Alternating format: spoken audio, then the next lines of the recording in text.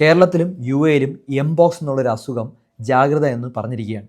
കാരണം എംപോക്സ് ഇപ്പോൾ സ്ഥിരീകരിച്ചിരിക്കുകയാണ് പല സ്ഥലങ്ങളിലും.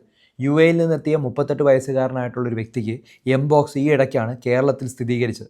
ഇന്ന് നിങ്ങൾക്ക് വളരെ ലളിതമായി ഞാൻ പറഞ്ഞു തരാം എന്താണ് എംപോക്സ്, എങ്ങനെ ഇത് പകരുന്നു, ലക്ഷണങ്ങൾ എന്തൊക്കെയാണ്, ആരാണ് കൂടുതൽ അപകട സാധ്യത ഉള്ളത്, വീട്ടിൽ എന്തൊക്കെ ശ്രദ്ധിക്കണം, അതുപോലെ തന്നെ ആശുപത്രിയിലേക്ക് എപ്പോഴാണ് പോകേണ്ടത്, ചില തെറ്റിദ്ധാരണകൾ തിരുത്താൻ വേണ്ടിയെല്ലാം ഈ വീഡിയോ സഹായിക്കും. ധാരാളം ആളുകളുടെ അറിവിലേക്ക് ഇത് ഷെയർ ചെയ്ത് കൊടുക്കുക.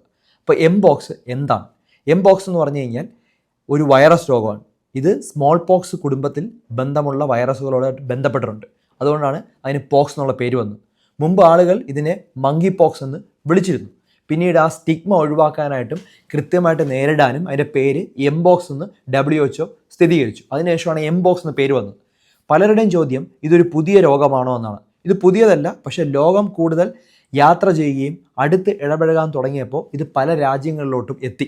പണ്ട് ഇത് ആഫ്രിക്കൻ രാജ്യങ്ങളിലായിരുന്നു കൂടുതൽ, ഇപ്പോൾ അത് പല രാജ്യങ്ങളിലും ഉണ്ട്. ഇപ്പം കേരളത്തിലും യു എയിലൊക്കെ വന്നു. എങ്ങനെ ഇത് പകരുന്നതെന്ന് വെച്ച് കഴിഞ്ഞാൽ എംപോക്സ് പകരുന്നത് പ്രധാനമായിട്ടും അടുത്ത സമ്പർക്കത്തിലൂടെയാണ്. ടച്ച് വരുമ്പോഴാണ് വരുന്നത്.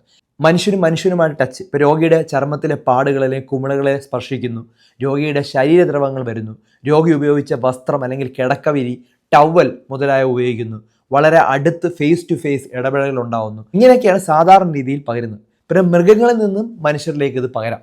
അതായത് ചില മൃഗങ്ങളുമായിട്ടുള്ള അടുത്ത ബന്ധം, മൃഗങ്ങളിൽ നിന്നുണ്ടാകുന്ന പോറൽ, അതുപോലുള്ള വഴിയും ഇത് പകരാനുള്ള സാധ്യത WHO പറയുന്നുണ്ട്. പ്രധാനമായിട്ടും മനസ്സിലാക്കേണ്ടത് ഇത് വായുവിലൂടെ വളരെ എളുപ്പത്തിൽ പകരുന്ന ഒരു വൈറസ് അല്ല. കോവിഡ് പോലെ വായുവിലൂടെ അത്രയധികം വേഗത്തിൽ ഇത് പകരില്ല. അപ്പോൾ അതുകൊണ്ട് അങ്ങനെ ഒരു പേടി വേണ്ട. കോണ്ടാക്ട് വരുമ്പോഴാണ് വരുന്നത്. ഗൾഫ് രാജ്യങ്ങളിൽ ഹെൽത്ത് കെയർ സെക്ടറിൽ ജോലി നോക്കുന്നവരാണ് നിങ്ങൾ. എന്നാൽ നിങ്ങളെ ഹെൽപ്പ് ചെയ്യാനായിട്ട് ഒരു അടിപൊളി ടീമുണ്ട്. fersatycareers.com. Fersaty careers health care പ്രൊഫഷൻസിന് മാത്രമായിട്ടുള്ള ഒരു ഓൺലൈൻ ജോബ് പോർട്ടലാണ്. So visit fersatycareers.com for real opportunities and genuine guidance. ഇനി ഇൻക്യുബേഷൻ പീരീഡ് എന്താണ്? അതായത് ഇൻക്യുബേഷൻ എന്ന് പറഞ്ഞാൽ വൈറസ് ശരീരത്തിൽ കയറിയതിനു ശേഷം ലക്ഷണം വരാൻ എടുക്കുന്നത് എത്ര ദിവസമാണ്? 3 മുതൽ 17 ദിവസത്തിനകത്താണ് ലക്ഷണങ്ങൾ ഉണ്ടാകുന്നത്. അതായത് ഇന്നത്തെ ഒരു സമ്പർക്കം ഉണ്ടായാൽ ലക്ഷണം അടുത്ത ഒരു 2 ആഴ്ചയ്ക്കുള്ളിലാണ് വരുന്നത്. അപ്പോൾ അത് വ്യക്തമായിട്ട് മനസ്സിലാക്കുക. ലക്ഷണങ്ങൾ എന്തൊക്കെയാണ്? WHO ഒരു റിപ്പോർട്ട് പ്രകാരം എംപോക്സിൽ കാണുന്നത് ശക്തമായ പനി, തലവേദന, ശരീരവേദന, പേശിവേദന, ക്ഷീണം, കഴുത്തിലോ അല്ലെങ്കിൽ ഈ കഴല ഉണ്ടാവുന്നു, കഴുത്തിലൊക്കെ കഴല ഉണ്ടാവുന്നു, കക്ഷത്തിലോ, പിന്നെ വേദനയുള്ള കുമിളകൾ, റാഷുകൾ ഉണ്ടാവും. ആദ്യഘട്ടത്തിൽ പനിയാണ് ഉണ്ടാവുന്നത്. ചില ദിവസങ്ങൾക്ക് ശേഷമാണ് ഈ കുമിളകൾ ഉണ്ടാകുന്നത്. വലിയ വലിയ കുമിളകൾ, ഈ പടത്തിൽ കാണിച്ചിരിക്കുന്ന പോലെ കുമിളകൾ ഉണ്ടാവും. ഒരു കാരണവശാലും ഇത് പൊട്ടിക്കരുത്. ചൊറിച്ചിലുണ്ടെങ്കിൽ കൈവച്ച് ചുരണ്ടുകയും ചെയ്യരുത്. സ്പർശിച്ച് മറ്റുള്ളവരിലേക്ക് പകർത്തുകയും ചെയ്യരുത്. ഇതാണ് നമ്മൾ ശ്രദ്ധിക്കേണ്ട കാര്യം. ആർക്കാണിത് കൂടുതൽ അപകടം എന്ന് പറഞ്ഞു കഴിഞ്ഞാൽ പ്രതിരോധ ശക്തി വളരെയധികം കുറവുള്ള ആളുകൾക്കാണ് വലിയ പ്രശ്നം. പലർക്കും ഇത് സുഖപ്പെടുന്ന ഒരു രോഗമാണ്. കാണുമ്പോൾ ഒരു ബുദ്ധിമുട്ടൊക്കെ തോന്നുമെങ്കിലും സുഖപ്പെടുന്നതാണ്. രോഗപ്രതിരോധ ശക്തി വളരെയധികം കുറഞ്ഞ ആളുകൾ, ഇമ്മ്യൂണോ സപ്രസീവ് മരുന്നുകൾ കഴിക്കുന്ന ആളുകൾ, കൊച്ചു കുട്ടികൾ, അതുപോലെ പ്രഗ്നൻ്റ് ആയിട്ടുള്ള സ്ത്രീകൾ, ഇവർക്കൊക്കെ വന്നു കഴിഞ്ഞാൽ കുറച്ച് കോംപ്ലിക്കേറ്റഡ് ആവാം. അല്ലാത്തവർക്ക് വലിയ പ്രോബ്ലം അല്ല, കാണുമ്പോൾ ഒരു വൈകൃതമൊക്കെ ഉണ്ടാകുന്ന ഒരു സാധനമാണ്. എങ്ങനെയാണ് മുൻകരുതെന്ന് എന്ന് ചോദിച്ചു കഴിഞ്ഞാൽ ഫസ്റ്റ് ലക്ഷണങ്ങളുള്ള ആളെ വീട്ടിൽ മറ്റുള്ളവരിൽ നിന്ന് വേർതിരിക്കുക എന്നുള്ളതാണ്. രോഗിക്ക് മാസ്ക് കൊടുക്കണം. പ്രത്യേകിച്ച് മറ്റുള്ളവരുമായിട്ട് അടുത്ത് വരുന്ന സമയത്ത് മാസ്ക് നിർബന്ധമായിട്ട് ഇടുക. പരിചരിക്കുന്നവർ കൈ പ്രോപ്പറായിട്ട് കഴുകിയിരിക്കുക. രോഗി ഉപയോഗിച്ച ടവൽ, വസ്ത്രം, ബെഡ്ഷീറ്റ് ഇതെല്ലാം മാറ്റുക. കുമിളുകൾ ഒരു കാരണവശാലും സ്പർശിക്കരുത്, പൊട്ടിക്കരുത്. മുറി നല്ലോണം വെന്റിലേഷൻ ഉണ്ടായിരിക്കണം. നമ്മൾ ഇടയ്ക്കിടയ്ക്ക് തൊടുന്ന സ്ഥലങ്ങൾ വൃത്തിയായി കഴുകണം. ഓക്കെ, ഇതൊക്കെ ബേസിക് ഹൈജീനാണ്. ഇതാണ് പകർച്ച തടയുന്ന പ്രധാനപ്പെട്ട കാര്യം.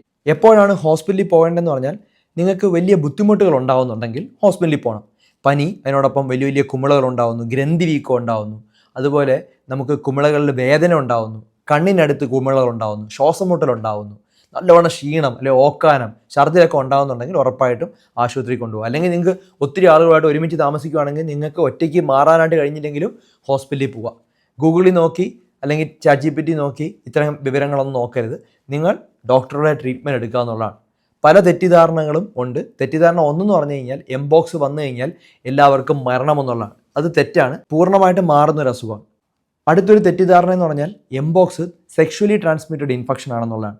സെക്ഷുവലി ട്രാൻസ്മിറ്റഡ് ആയിട്ട് ഇത് അസുഖം വരാം, പക്ഷേ എല്ലാ ആളുകൾക്കും സെക്ഷുവലി ട്രാൻസ്മിറ്റഡ് അല്ല. അല്ലാത്ത ആളുകൾക്കും ഈ അസുഖം വരാമെന്ന് മനസ്സിലാക്കുക. മൂന്നാമത്തെ മിത്ത് എന്ന് പറഞ്ഞാൽ കോവിഡ് പോലെ വായുവിലൂടെ പകരാമെന്നുള്ളതാണ്. അങ്ങനെയല്ല, ഇത് സാധാരണ ഒരു പകർച്ച ഉണ്ടാവുന്നത് അടുത്ത സമ്പർക്കത്തിലൂടെയാണ് ഇത് വരുന്നത്. അപ്പോൾ ഈ ജാഗ്രതാ നിർദ്ദേശം ഇപ്പോൾ UAE ഗവൺമെൻറ് പറഞ്ഞിട്ടുണ്ട്, അതുപോലെ കേരളത്തിൽ ഇപ്പോൾ റിപ്പോർട്ട് ചെയ്ത സ്ഥിതിക്ക് നമ്മൾ ശ്രദ്ധിക്കണം, പേടിക്കാനല്ല. പ്രിവെൻഷൻ വളരെയധികം ഇമ്പോർട്ടൻ്റ് ആണ്. ഇത്തരത്തിലുള്ള കുമിളകൾ ഉണ്ടെങ്കിൽ നമ്മൾ ഉറപ്പായിട്ടും ഐസൊലേറ്റ് ചെയ്യാനായിട്ട് ശ്രമിക്കുക. ലക്ഷണങ്ങൾ ഒരു കാരണവശാലും അവഗണിക്കരുത്. ഹൈജീൻ വളരെ ഇമ്പോർട്ടൻ്റ് ആണ്. അതുപോലെ സമ്പർക്ക നിയന്ത്രണവും ഇമ്പോർട്ടൻ്റ് ആണ്. ഇതിന് വാക്സിനേഷൻ ഉണ്ടോ എന്ന് ചോദിച്ചു കഴിഞ്ഞാൽ പണ്ട് സ്മോൾ പോക്സിന് എടുത്ത വാക്സിൻ ഇതിന് എഫക്റ്റീവ് ആണെന്ന് കണ്ടെത്തിയിട്ടുണ്ട്. പക്ഷേ അതിപ്പോൾ കൊടുക്കണമെന്നുള്ളൊരു തീരുമാനമൊന്നും എത്തിയിട്ടില്ല. അതുകൊണ്ട് അത്രമാത്രം പടരാത്തത് കൊണ്ട് എല്ലാവർക്കും കൊടുക്കണമെന്നുള്ള ഒരു ക്രൈറ്റീരിയ ഒന്നും വന്നിട്ടില്ല. സ്മാൾ പോക്സ് പൂർണ്ണമായിട്ടും നമ്മുടെ സമൂഹത്തിൽ നിന്ന് തുടച്ചു മാറ്റിയ അസുഖമായിരുന്നു. അതുകൊണ്ട് ആ വാക്സിനേഷൻ കൊടുക്കുന്നത് നിർത്തിയതാണ്. അപ്പോൾ ആ ഒരു വാക്സിൻ ഈ ഒരു അസുഖത്തിന് എഫക്റ്റീവ് ആണെന്ന് ഇപ്പോൾ കണ്ടെത്തിയിട്ടുണ്ട്, പൂർണ്ണമായിട്ടല്ല, ഭാഗികമായിട്ട്. രണ്ടാമതായിട്ട് ഇതിന് പ്രോപ്പറായിട്ടുള്ള മരുന്നുണ്ടോ എന്നുള്ളത്. സപ്പോർട്ടീവ് ട്രീറ്റ്മെൻ്റ് ആണ് കൊടുക്കുന്നത്. എന്തെങ്കിലും കോംപ്ലിക്കേഷൻസ് ഉണ്ടെങ്കിൽ അതിനെ ട്രീറ്റ് ചെയ്യുക എന്നുള്ളതാണ് ഇപ്പോൾ ചെയ്യുന്നത്. വൈറൽ പനി ആയതുകൊണ്ട് തന്നെ സപ്പോർട്ടീവ് ട്രീറ്റ്മെൻറ്റ് കൊടുത്താൽ തന്നെ പൂർണ്ണമായിട്ട് ഇത് മാറ്റാനായിട്ട് കഴിയും. പനിയുടെ മരുന്നുകൾ, ധാരാളം ഫ്ലൂയിഡ്, നല്ല ഉറക്കം, ഫ്രൂട്ട്സും വെജിറ്റബിൾസും കൃത്യമായി കഴിക്കുക, പഞ്ചസാര പോലുള്ള മോശമായിട്ടുള്ള ആഹാരങ്ങൾ ഈ സമയത്ത് ഒഴിവാക്കുകയൊക്കെയാണ് ഈ സമയത്ത് നിർദ്ദേശിക്കുന്ന കാര്യങ്ങൾ. അപ്പോൾ ഇതും ഓർത്തിരിക്കുക. ഈ പകർച്ചവ്യാധി നമ്മൾ വിചാരിച്ചു കഴിഞ്ഞാൽ കൺട്രോൾ ചെയ്യാൻ പറ്റുന്ന ഇൻഫെക്ഷനാണ്. നമ്മുടെ ശീലങ്ങളും അതുപോലെ നമ്മുടെ ഹൈജീനും ഒക്കെയാണ് ഇവിടെ ഇമ്പോർട്ടൻറ്റ്. അത് കൃത്യമായി നോക്കിക്കഴിഞ്ഞ് കഴിഞ്ഞാൽ ഈ അസുഖം നമുക്ക് തടുക്കാനായിട്ട് കഴിയും. ഇത് ധാരാളം ആളുകളുടെ അറിവിലേക്ക് ഷെയർ ചെയ്ത് കൊടുക്കുക. ഇത്തരത്തിലുള്ള അറിവിലൂടെയാണ് നമുക്ക് ഈ അസുഖത്തിനെ തടയാനായിട്ട് പറ്റുന്നത്.